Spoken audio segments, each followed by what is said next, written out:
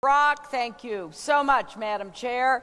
Your President and CEO, Cornell Brooks, and everyone here today, including all the elected officials who have already appeared before you and those who will be addressing you during this convention. And I have to start by saying we all know about that other convention happening up in Cleveland today. Now, my opponent in this race may have a different view, but there's nowhere I'd rather be than right here with all of you.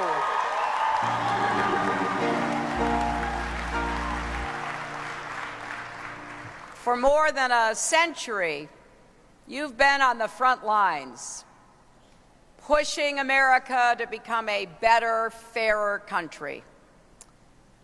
You and your noble predecessors have marched, sat in, stood up, spoke out, all to bring us closer to our founding ideals of equality for all. And yes, we have made progress. We can see the results in classrooms where children of all races sit side by side, in boardrooms and break rooms where workers of all backgrounds are able to earn a living and support their families, at every level of government, where more and more the people we elect to represent America actually look like America, and of course, in the White House with our wonderful President and First Lady and their daughters, Barack and Michelle Obama. So as the President has said, indeed as he exemplifies, we've come a long way, but you know, and I know, that we have so much further to go. We were cruelly reminded of that with the recent deaths of Alton Sterling and Philando Castile, two more black men killed in police incidents, this time in Louisiana and Minnesota. And then in Dallas, 5 police officers killed while serving and protecting peaceful protesters targeted because they were police. And then, of course, yesterday, 3 police officers murdered in an apparent premeditated ambush in Baton Rouge. This madness has to stop.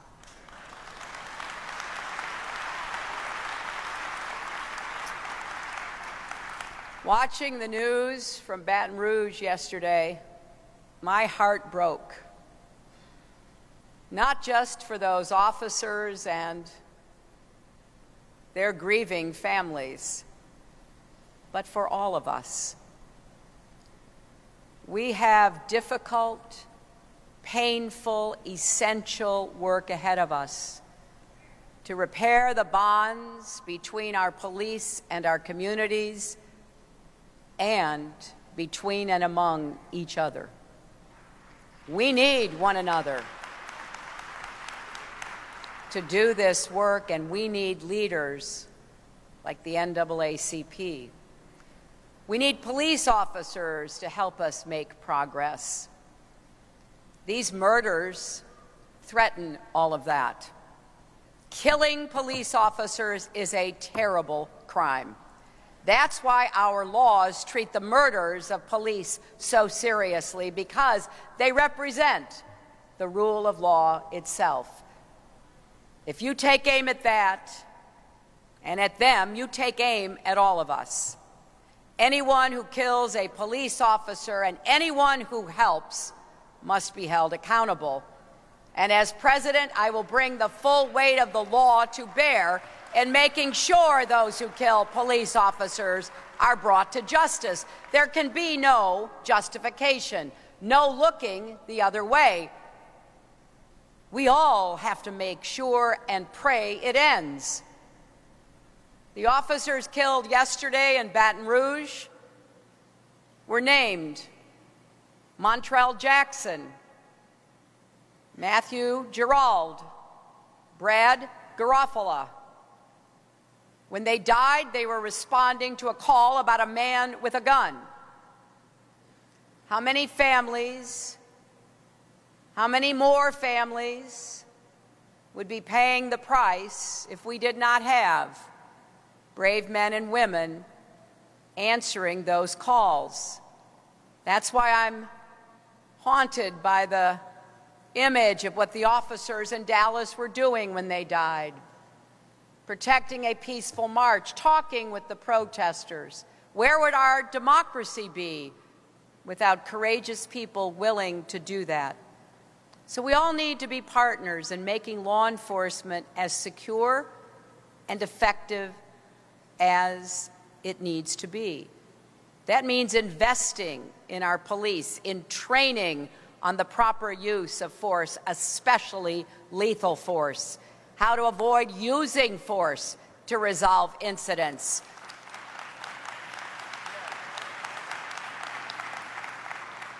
Officer safety and wellness, everything they need to do their jobs right and rebuild trust with their communities.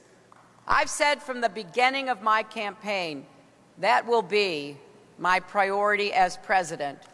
And perhaps the best way to honor our police is to follow the lead of police departments across the country who are striving to do better. The deaths of Alton and Philando drove home how urgently we need to make reforms to policing and criminal justice. How we cannot rest until we root out implicit bias and stop the killings of African Americans.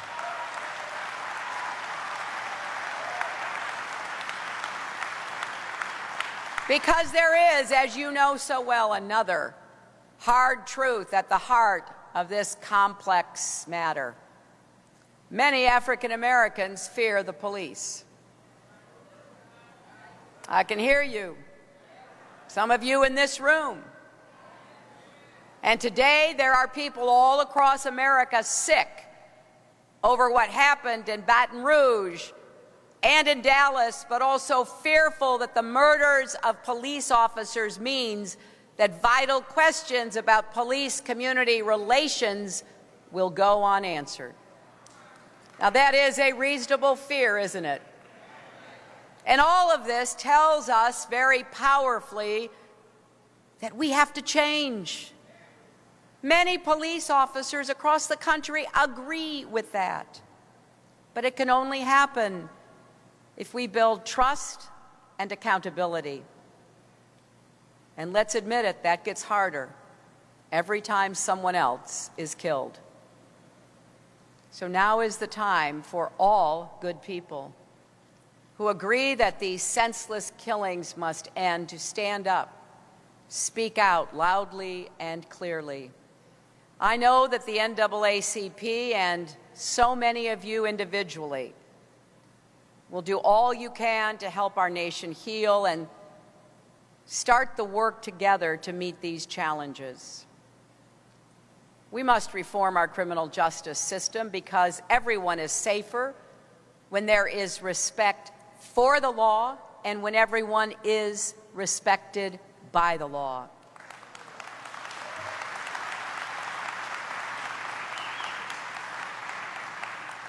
And let's admit it, there is clear evidence that African Americans are disproportionately killed in police incidents compared to any other group.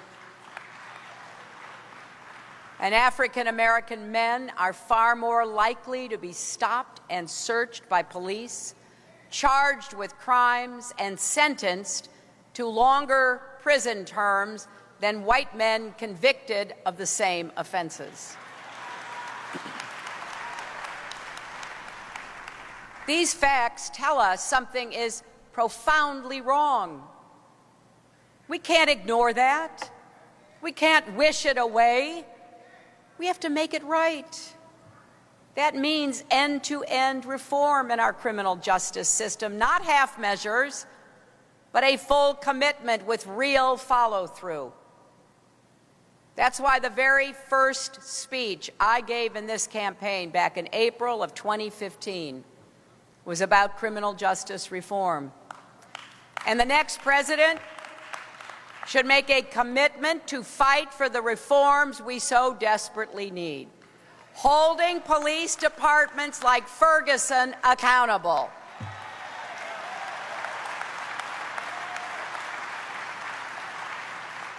Requiring accurate data on in-custody deaths like Sandra Bland.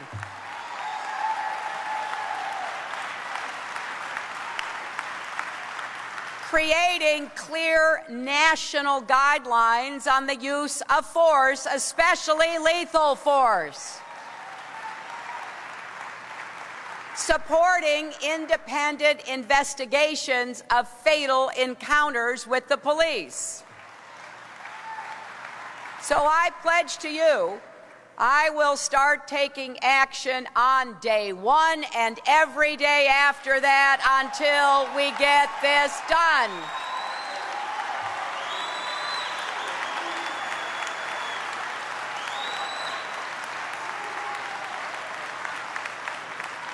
And you know what? When the 24-hour news cycle moves on, I won't.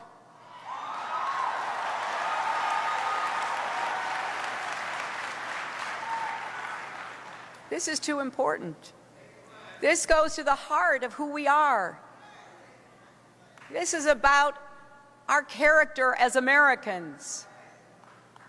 That's why we also need to fix the crisis of mass incarceration, eliminate the disparity in sentencing between crack and powder cocaine, dismantle the school-to-prison pipeline that starts in school and diverts too many African-American kids out of school and into the criminal justice system instead of giving them the education they deserve to have.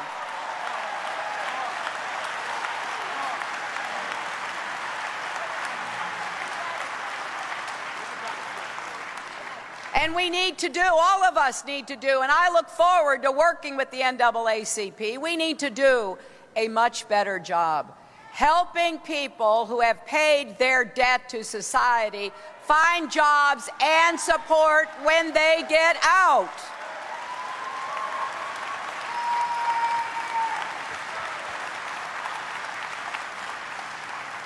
You know, America is well known, and we want to be a land of second chances. But so many Americans never had a first chance to begin with.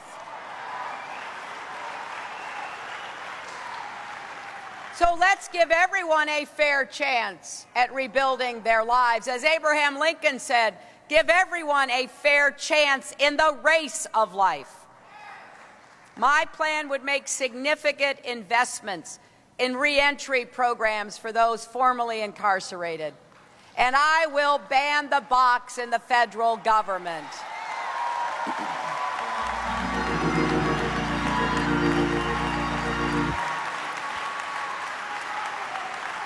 People deserve a real shot at an interview instead of being told no right out of the gate. And then beyond criminal justice, we must fight for common sense reforms to stop gun violence.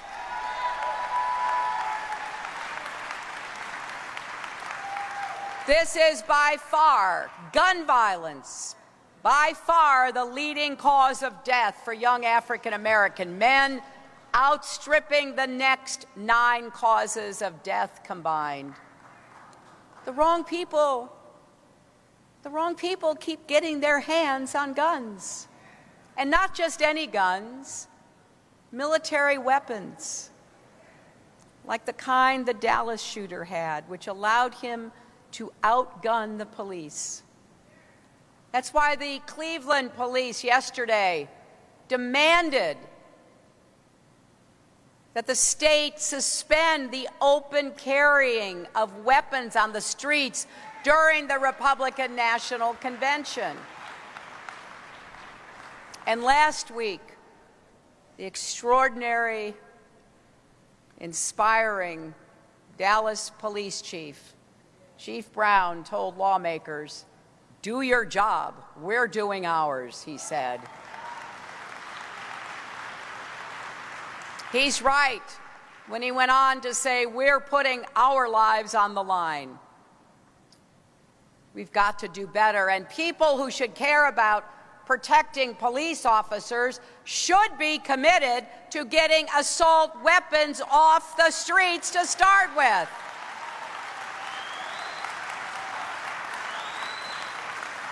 And they should join us in instituting comprehensive background checks, because law enforcement officers are nearly 50% less likely to be killed in states where there are checks on the purchase of handguns. But even if we succeeded in passing these laws and implementing them, we'd have to go further than that. We need to do something about the racial inequities in our healthcare system. Right now, black kids are 500% more likely to die from asthma than white kids. 500%. Right now, a black baby in South Carolina is twice as likely to die before her first birthday as a white baby. Imagine if those numbers were reversed and it were white kids dying. Imagine the outcry and the resources that would flood in.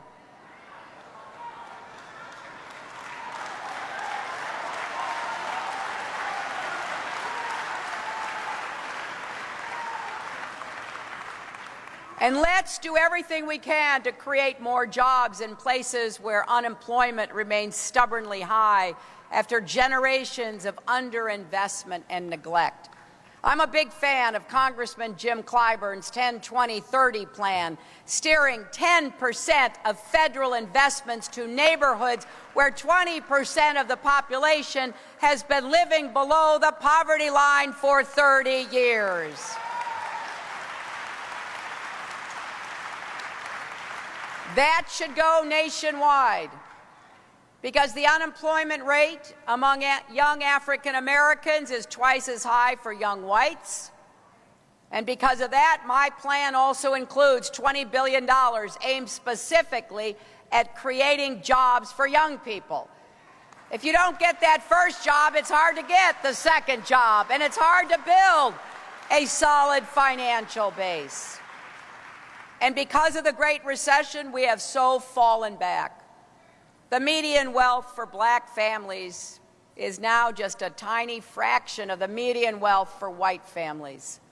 That's why my plan includes steps to help more African American families buy a home, which has always been one of the surest ways to build wealth and security for a family. And we will do more to support small businesses and black entrepreneurs to get access to capital. And I want to give a shout out to black women who represent the fastest growing segment of women-owned businesses in America.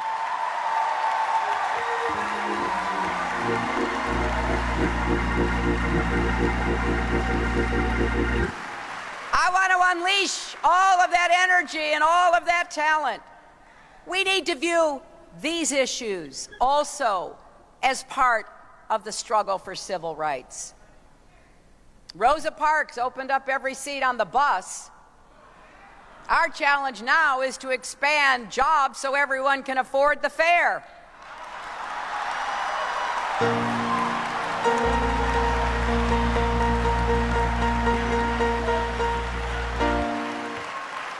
And let's ensure that the bus route reaches every neighborhood and connects every family with safe, affordable housing, good jobs, and quality schools.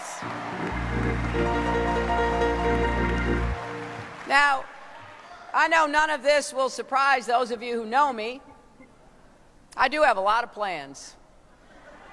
You can go to my website, HillaryClinton.com, and read our full agenda. Because you see, I have this old-fashioned idea. If you're running for president, you should say exactly what you want to do and how you will get it done.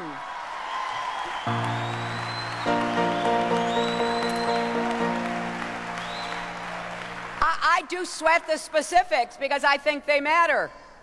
Whether one more kid gets health care, one more person finds a job, or one more woman entrepreneur gets access to capital to follow her dream, those just may be details in Washington, but it really matters to those people and their families. And the truth is, we need to plan how we're going to address the complex set of economic, social, and political challenges we face. They're intersectional. They're reinforcing. We've got to take them all on. We can't wait and just do one at a time. But the answers won't come just from Washington. Ending systemic racism requires contributions from us all, especially those of us who haven't experienced it ourselves. Now, I've been saying this for a while now. I'm going to keep saying it because I think it's important. We white Americans need to do a better job of listening when African Americans talk about the seen and unseen barriers you face every day. We need to recognize our privilege and practice humility, rather than assume that our experiences are everyone's experiences. We all need to try as best we can to walk in one another's shoes, to imagine what it would be like to sit our son or daughter down and have the talk about how carefully they need to act around police because the slightest wrong move could get them hurt or even killed.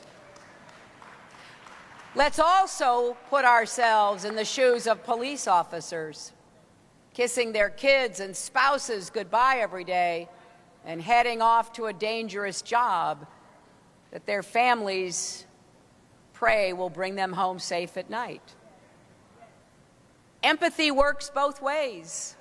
We've got to try to see the world through their eyes, too. When you get right down to it, that's what makes it possible for people from every background, every race, every religion to come together as one nation.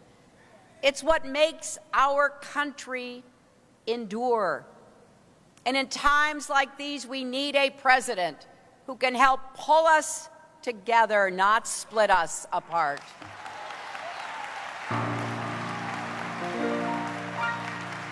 I will work every single day to do just that. And what I'm about to say, I say with no satisfaction. The Republican nominee for president will do the exact opposite.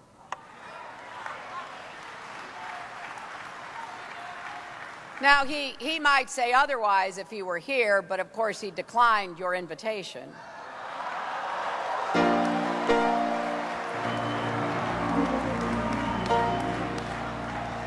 So all we can go on is what he has said and done in the past. Donald Trump led the movement to delegitimize our first black president, trumpeting the so-called birther movement. Donald Trump plays coy with white supremacists. Donald Trump insults Mexican immigrants, even an American judge born of Mexican heritage. Donald Trump demeans women. Donald Trump wants to ban an entire religion from entering our country. And Donald Trump loves to talk to the press. But let us not forget,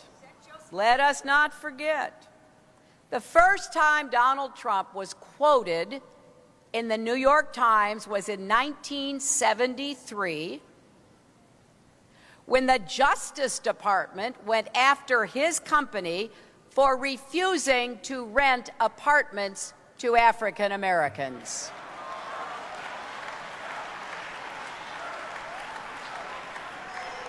It was one of the largest federal cases of its kind at the time. And when federal investigators spoke with Trump's employees, they said they were instructed to mark rental applications from black people with a C for colored. By now, we've heard a lot of troubling things about Donald Trump, but that one's shocking. This man is the nominee of the party of Lincoln, and we are watching it become the party of Trump. And that is not just a huge loss to our democracy, it is a threat to our democracy. And it all adds up. It all adds up to an undeniable conclusion. I don't care if you're a Democrat, a Republican, an independent, Donald Trump cannot become President of the United States.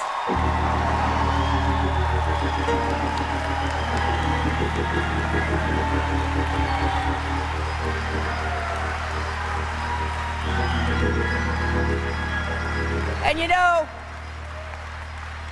that's why we've got to work together to get the vote out this fall. You know that better than anyone. That's why the theme of this conference is Our Lives Matter, Our Votes Count. I agree with both of that. And now I think your votes count more than ever. That's why we've got to stand up against any attempt to roll back the clock on voting rights. Encourage everyone we know to stand up and be counted in this November election. As Dr. King said, our lives begin to end when we become silent about things that matter.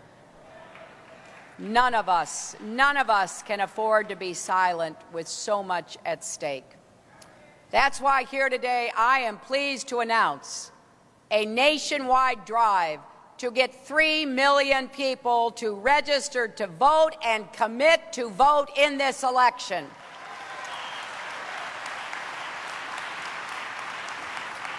We are hosting more than 500 registration events this week across the country. We're going to minor league baseball games, college campuses, barbershops, hair salons, street corners.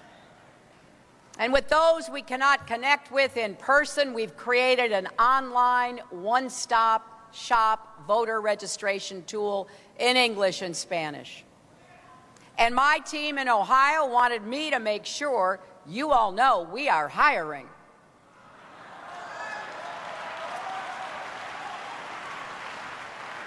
We actually have a recruiter here today. He's got a table set up in the hall. We're hiring paid organizers to help us get out the vote and get our message across, all across Ohio. So please, spread the word. We want great people on our team. That's the way we're going to be successful. We're not the red team or the blue team. We're the American team, and it's time we start acting like it.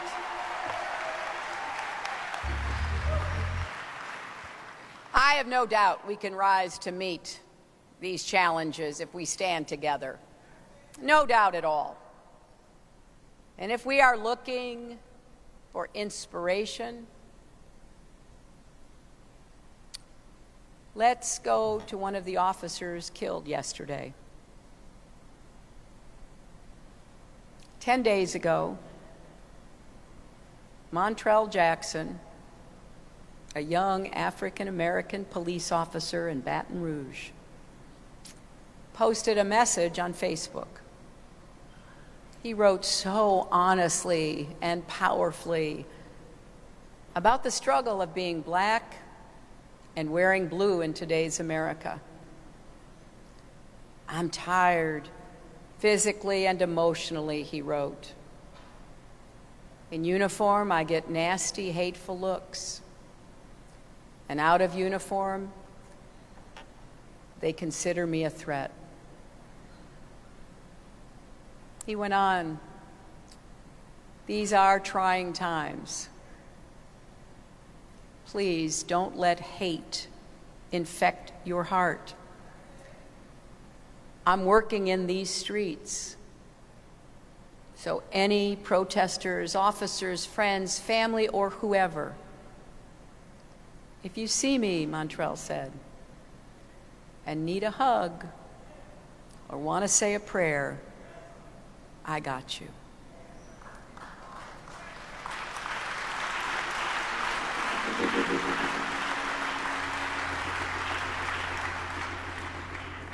That, my friends, is the strength of America. Men like Montrell Jackson. Despite all our challenges, that spirit of love and community must guide us still. We have to heal the divides that remain, make the United States what it should be, stronger and fairer, more opportunity for every one of our people. I would not be standing here on the brink of accepting the Democratic nomination if I did not believe, if I did not in my heart believe that America's best years are still ahead of us. So let us go forward with faith, with confidence, with optimism. Our children and our grandchildren deserve no less. Thank you all. God bless you, and God bless the United States of America. This is my